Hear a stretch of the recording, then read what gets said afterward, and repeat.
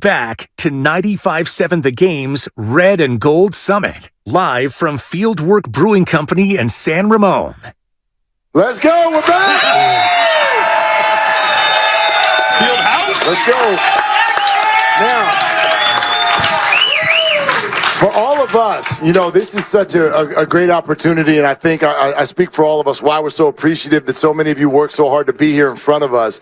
It's a different kind of reaction when we can have a conversation and actually see looks on faces and see different thoughts coming from all of you. So one of the things that I know all of us remember from the Warriors Summit that was really interesting was being able to take straw polls on where some of you were. You love a straw poll. On certain players, right? Like a lot of people at that summit were really down on Draymond Green. Man. So I want to throw out another name and see where the crowd is at. Don't do it, Mark. Let's hear the noise.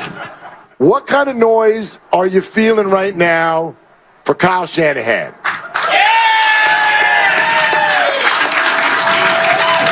Pretty quiet at table 11. No, that was pretty interesting. Yeah. A couple of you moaned. Oh, boy. A couple of you moaned. But by and large, that was pretty positive. So why don't we all get into this a little bit? Steiny, let's start with you. And in fact, maybe we listen to this first. Grandy, fire away on Kyle Shanahan after the Chargers game on Friday night. I always feel like I let Trey down. I mean, I wanted him to come here. I believe in Trey. I believed in him before we took him, and I'm responsible for that. I didn't want to throw him into the heat of battle right away, but I thought he needed to play. So we tried to figure out every way to do that. I mean, if I can look back in hindsight, he broke that finger on a helmet on that fourth preseason game versus the Raiders. I wish I didn't put him in a play that had him break his finger, because I think that really hurt him in his first year. And not only did it hurt him not getting able to mix in much, but it hurt him in the practice time because he had to adjust how he threw and things like that, which I think set him back for his second year. When we went into the second year, we gave him every chance to do it. We were going to make an offense that, to me, gave him the best chance to be successful at that time, which we did do. And when you do that, you hope a guy can stay healthy so he can stay out there long enough. But that didn't last long. It was the first game, and after that, I mean, I always felt for him, and we continue to work with him. But sometimes things just don't work out. Now, that's just the Trey subject. You can take this word wherever you want to go, but how are you feeling right now about Kyle Shanahan? I think that he's obviously a very, very good coach. There's no doubt about it. But I do think that because of what's now happened with Trey Lance, his misassessment of him, and now that they've moved on from him, it kind of begins a new phase to his tenure. And as long as they keep winning, and then he'll be able to say that's 4 or 5 years in the postseason, and then win again, and it's 5 or 6, I think he's fine. If for whatever reason this season goes south and it's connected in some way with the quarterback position, which it probably will be if the season goes south. Sure. Then I think at the end of this year we would have a different ball game. That's all. I don't know how close to that would be like. Then now he's a year away from the hot seat at the end of this year. Like he's a year away from being a year away. You know what's fascinating? At worst case scenario. Don't we always hear a lot and I know all of our shows get a lot of callers who are like, we got to stop calling this guy a genius. And I'm like, he's not calling himself a genius. I find Kyle to be pretty genuine with the way he goes about this. He certainly messed up here. Bonta, where are you at on Kyle? Well, before Friday night, I think we can all agree Shanahan has some arrogance to him. He's got some bravado where it's his system or you can't play in it. You have to perfect my system. You don't adjust to the player. But Friday night, I heard Shanahan be as vulnerable as I've ever heard him before because he knew he screwed up.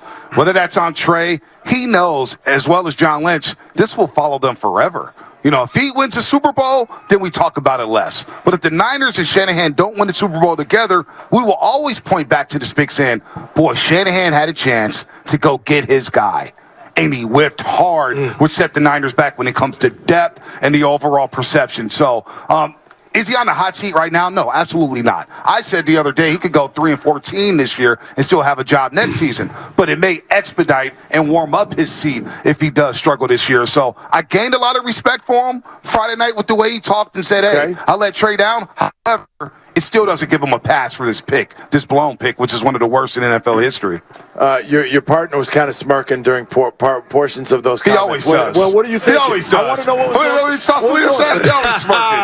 What's going on in your mind? What's going on in your mind? Smirky. I mean, every coach has flaws. Belichick can't draft a wide receiver to save his life.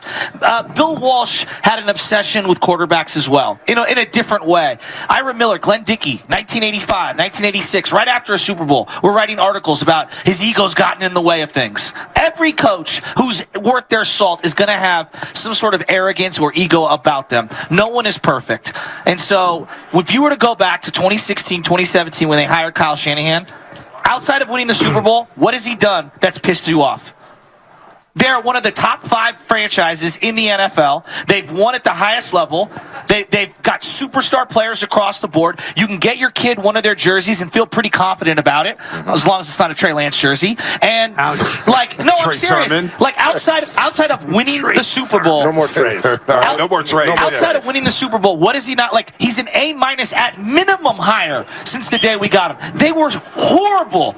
They were the 3rd team in a 3-team market, clearly, and now they are the kings of this area. And when it's Sunday, we all stop and watch. He's not perfect. There's times where play calls, we're driving ourselves crazy. 4th and 2, go for it. But I'd much rather argue about what we woulda, coulda, shoulda done in the NFC Championship game as opposed to going back to Chip Kelly and Jim Thompson. Well, it's fascinating. But isn't personnel half his job?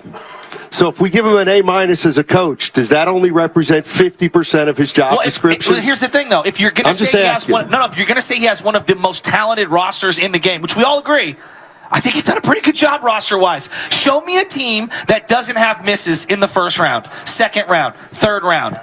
Right? But they've had a history of misses under Shanahan. For sure, but they also have some great trades. And they've been able to overcome them, and they get credit for that. But when you miss at the quarterback spot, right. Now think about where we're going at. We're dependent on Brock Purdy, who played very good football last year, and I believe in Purdy now. I do. But we're basically trusting the franchise and putting it in Purdy's hands, who's a 7th-round pick and Mr. Irrelevant and making not even $1 million a year. Right. Yeah. That's on Purdy. So Shanahan is basically saying, you know what? I'm going to pivot. We're in year 7, and we're still talking about Willard, for you to say he's not calling himself a genius, he is when you move up with that draft capital and get an unknown commodity out of North Dakota State. The message you are sending is, my genius can get this man up and running. Here's your next new franchise quarterback. And in 3 years, they're 23-11. Fam, they're gone. And Joe, I can do 4 a case. playoff wins. Real quick, you said, what did he do wrong? He single-handedly, to me, his lack of play calling in the Super Bowl against the Chiefs is why you guys haven't hoisted up a Lombardi trophy. So that is why I can sit here and say, what has he done wrong? He blew that Super Bowl. He got you to the Super Bowl. Harbaugh got you to the Super Bowl. That's fine, but Harbaugh got you to the Super Bowl. We want to win it. That's fascinating. It's not that it's not true. Those are facts. No, one of them's not. The genius? Why do you take it that way? Because he's brilliant. When he makes a pick, he made a trade, and he messed the heck up. But why do you process that as arrogance? Because I trust his brilliance. They've literally said out loud, we have to go get someone on a rookie deal, or Fred Warner, or Kittle, certainly the McCaffrey trade. These things are now not happening. The Trent Williams trade, they're not happening. So this was, yes, a miss, but it was a strategic play. And I want to know why you process that as arrogance.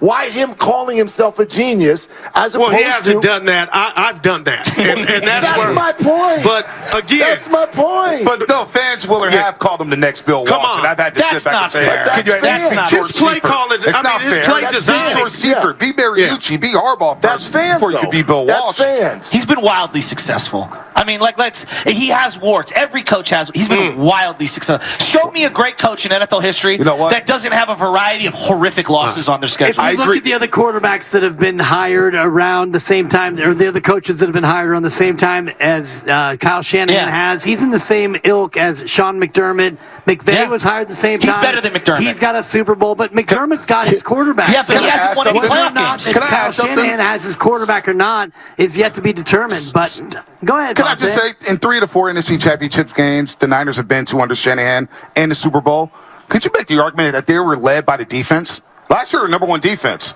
2019, all-time historic defense. 2021, the defense, offense sputtered out, right? Offense couldn't score in the fourth quarter. For drafting elite defensive players? Well, maybe that's on John Lynch. We don't know who made those picks. We don't know who made the final decision on some of these defenders. The defense has led the offense, which is Shanahan's baby, right? But if you're going to say we don't know who made these picks, then how can you hang the bad ones on Kyle? And he's got 2 different DCs. If they only had one DC, Dick LeBeau was their guy, and they were hanging on some other guy's resume, like Vic Fangio was the architect of Harbaugh's defenses. Do we take that away from Harbaugh? Some people do. I don't. Kyle Shanahan. Building a staff is a skill. It is on record, actually, in recent weeks saying that he thinks the heartbeat of the whole thing is the defense. They went and got Nick Bosa. They think that a pass rush. Remember the year that the 49ers as a team, what was it? 2018. 2 picks. Yeah. 2 picks. And then the exact same secondary, essentially, came back the next year and had a truckload of picks, and it was because a pass rush arrived. Yeah, you went from Cassius Marsh to Nick Bosa. Big upgrade. Exactly. Where are you at on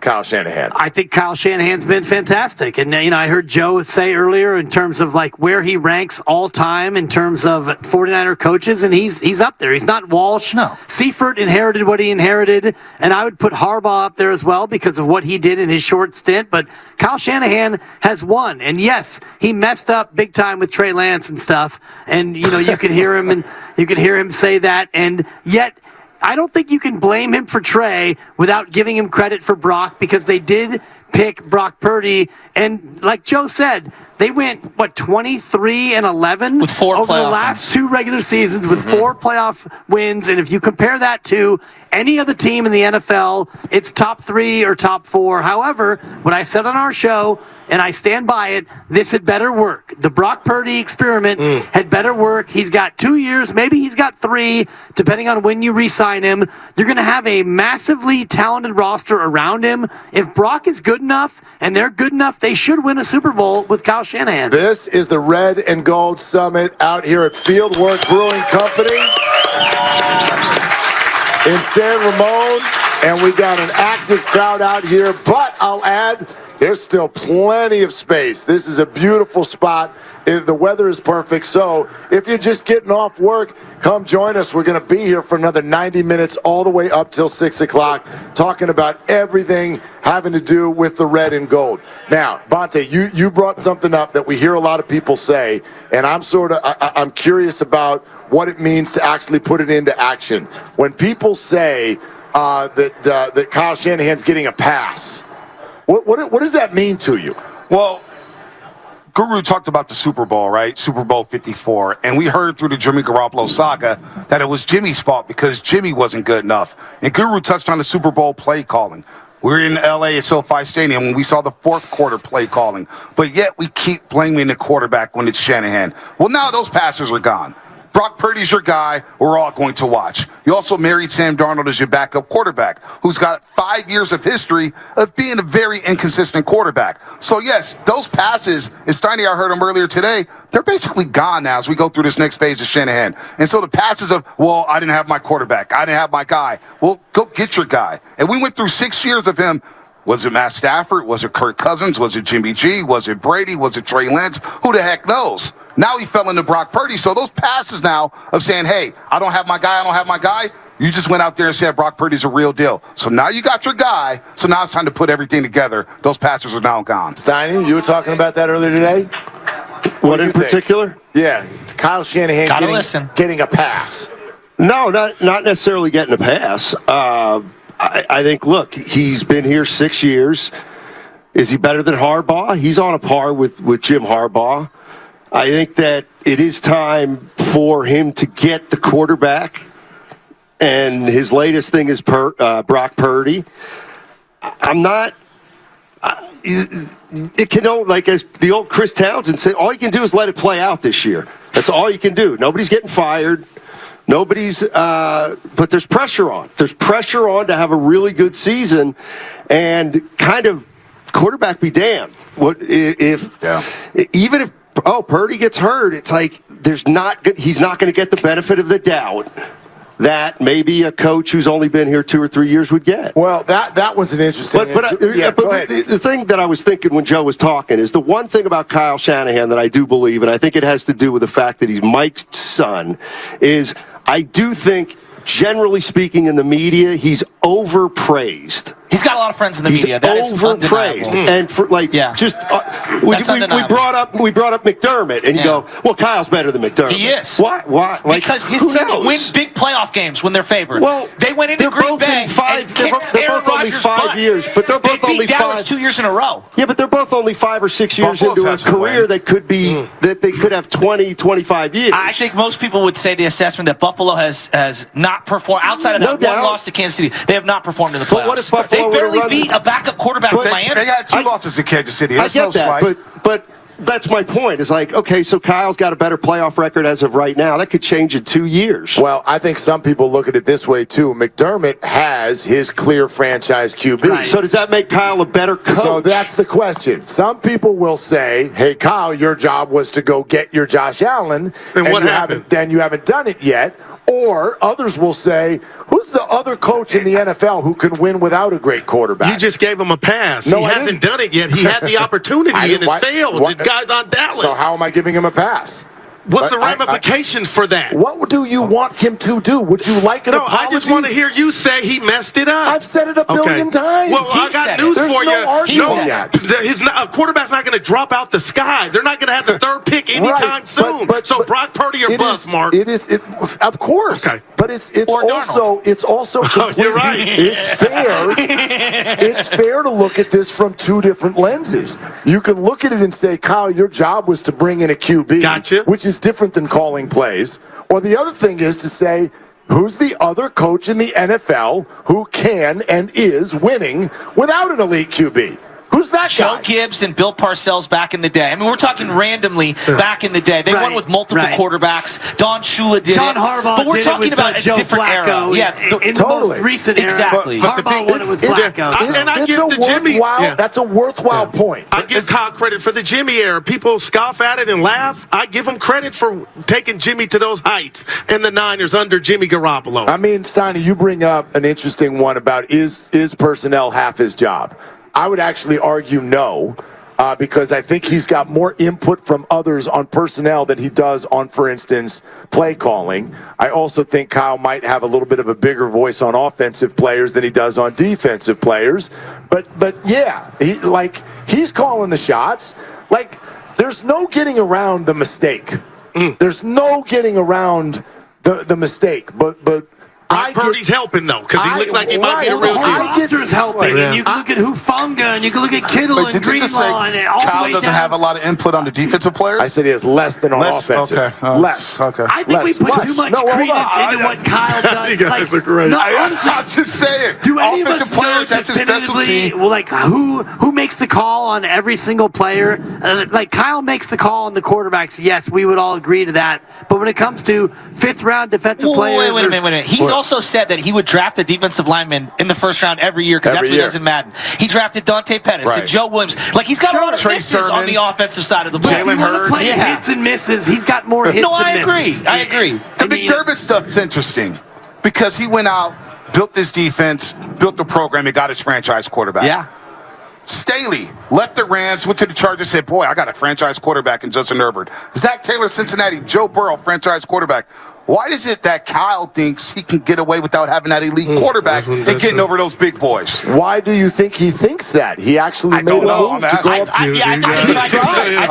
We've talked about this, Bonta. Explain, when they made the trade up to go up to 3, you had a theory. Well, no, it's Steiny's theory that they just moved up to the spot to get the spot, which is bad business. Horrible business. You move up to number 3, and you don't know who you're taking. That's bad business. And then it's during the COVID year where it's saying, boy, we didn't time Trey Lance in the 40-yard dash, and all of a sudden I'm sitting here. I don't know how you do that. Trey slow. That's a monumental win that you can see it on their faces. John Lynch and Kyle Shanahan. So that's where it comes from. He doesn't get it past with a lot of these fans. A lot of these fans wanted to see Trey Lance get his shot, and when he did, he got hurt early because we all thought boy, you're running Trey between the tackles. Yeah. This isn't going to last long. Tell him, Bonta. But you also just said that on It didn't last long. on Friday night, you gained, it I sounded gave like some respect. because he owned it. Because a That's lot of what coaches I mean. don't go into detail and they don't own it like that. So when and I didn't people think he say- owed us all those explanations, but it still doesn't. Hey, look, you still took Trey No, Lance. it doesn't make you're totally right about the process. I don't understand how they thought Trey Lance could run and he can't.